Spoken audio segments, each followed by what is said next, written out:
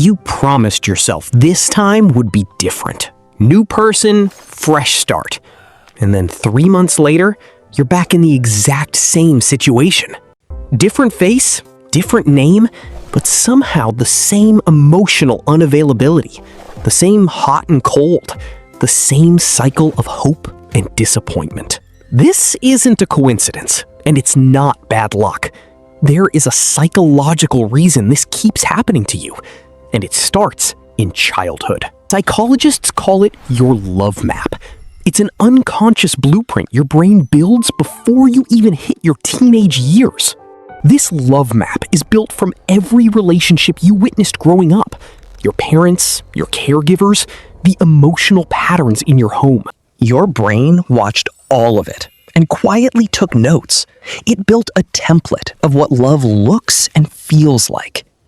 And here's the unsettling part. Your brain doesn't just remember what felt good. It remembers what felt familiar.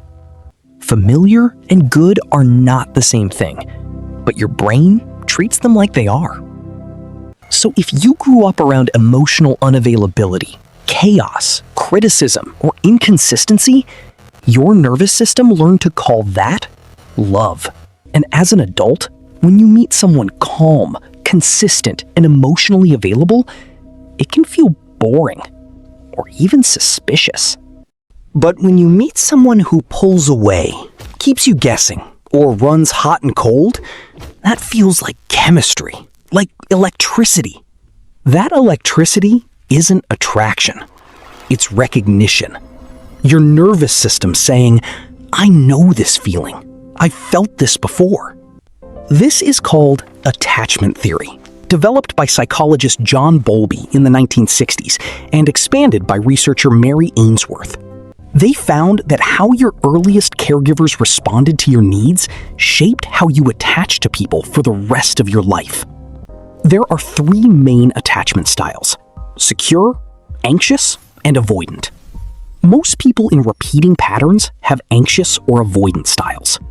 If you have an anxious attachment style, you crave closeness, but constantly fear losing it.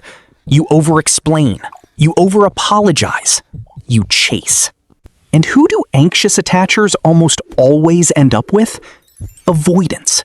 People who pull away the moment things get emotionally close. The anxious person chases. The avoidant pulls back. The anxious person chases harder. The avoidant pulls back further. And the cycle locks in. Neither person is a villain. Both are running patterns from their past. Both are doing what feels normal, because for them, it is. But there's another layer underneath attachment style, something even more specific. It's called the repetition compulsion. Sigmund Freud first named it the unconscious drive to repeat painful experiences in an attempt to finally resolve them. Your brain wants to go back to the original wound, and this time, get a different outcome. Win the love you couldn't get as a child. So you unconsciously seek out people who remind you of the parent or caregiver who hurt you, not because you enjoy pain, but because some part of you believes that if you can make this person love you, you'll finally heal the old wound. It never works, because this new person is not your parent, and the wound doesn't live in them. It lives in you. There's also something called Imago theory, developed by therapist Harville Hendricks. It goes one step further. Imago means image in Latin. Your imago is a composite of the most significant traits, positive and negative, of your early caregivers. And your romantic brain is always scanning the room for the person who most closely matches that composite image. That's why the attraction feels instant and overwhelming sometimes. It's not random chemistry. Your brain found a match. The cruel irony is that the traits your brain is matching to are often the painful ones: neglect, criticism, emotional distance. Because those are the traits that felt most significant during the years your love map was being built. So what does all this mean for you right now? It means the pattern isn't your fault, but breaking it is your responsibility. The first step is awareness. You cannot change a pattern you haven't named. Start noticing what traits your past partners have in common. Not just physical traits, emotional ones. Were they unavailable? Controlling? Inconsistent? Overly critical? Write it down. Actually write it down. The second step is tracing it back. Ask yourself, where did I first feel this feeling? In what relationship did this dynamic first appear? You'll often find it in your relationship with a parent, older sibling, or early caregiver, the original template. The third step is tolerating the unfamiliar. If your nervous system is wired for chaos, security will feel uncomfortable at first. That discomfort is not a red flag. It's withdrawal. Your nervous system is adjusting to something it doesn't recognize as normal yet. This is where most people make the mistake. They interpret the absence of intensity as the absence of connection, and they leave.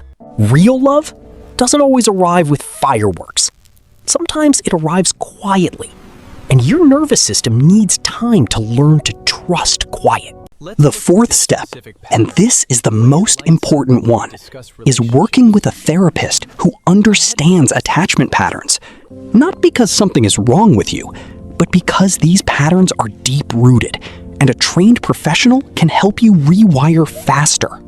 EMDR, attachment-based therapy, and internal family systems therapy have strong evidence for healing these exact patterns. You are not broken. You are patterned. And patterns, unlike character flaws, can actually be changed. The person you keep falling for is not your destiny. They are a signpost, pointing back to something inside you that is still waiting to be healed.